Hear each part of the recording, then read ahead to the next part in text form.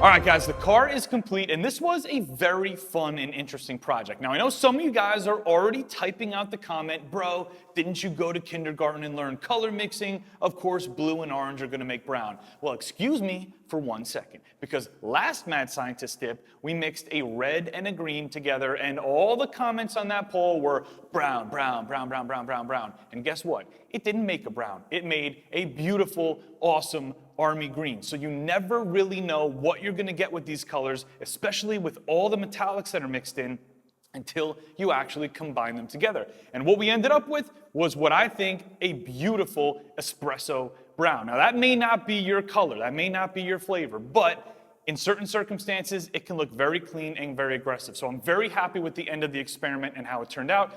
It's really up to you guys to decide, did we make a hit or a miss on this one? Some of you guys are gonna love it, some of you guys will probably hate it. But if you wanna dip your car, we have hundreds of colors to choose from. It's very DIY friendly. Click right up here, it'll bring you to our car kits, and all you need to do is select the color that you want, the size that's right for your vehicle, and the kit will include everything you need. But if you have any questions at all, contact us directly on the website. You can chat with us on DipYourCar.com, or you can call in. We love to talk to you guys about all your different projects. It's Fonzie.